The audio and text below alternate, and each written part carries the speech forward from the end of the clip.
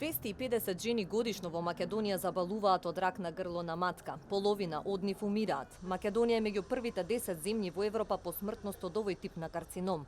Редовни гинеколошки прегледи, ПАП тестови, но и вакцинација и тестирање за ХПВ се клучните работи за да се превенира ова малигно заболување, велат лекарите. До сега беше земајте ПАП, сега од сега ќе биде во светот земајте и ХПВ тест. Зашто? Затоа што ова не е некоја реклама. Ова е ХПВ тест кој што постои веќе реално со години од кога е измислена методата полимераза chain reaction од 90-тите години, измислен и тестот со кој што е еден од најчестите тестови кој што се открива ХПВ-то. И тој тест е близко до 99,5% точен.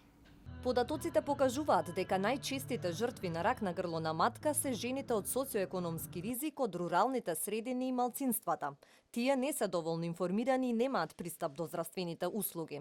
И овие жени немаат редовен пристап до програмите за скрининг и превенција, не се доволно информирани и искуството ни покажува дека инциденцата на ново заболени од овој вид на карцином е поголема во руралните средини каде што не се достапни превентивните програми.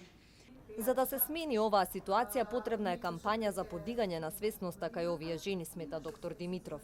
Потребно е со еден одредено мобилно средство, да речеме со еден автобус, со опрема, која што не е многу тешка, не е многу изискателна, да се оди и да се направи, да речеме, скрининг на тие жени кои што не доаѓаат до местата каде што треба и не идат на преглед на гинеколог.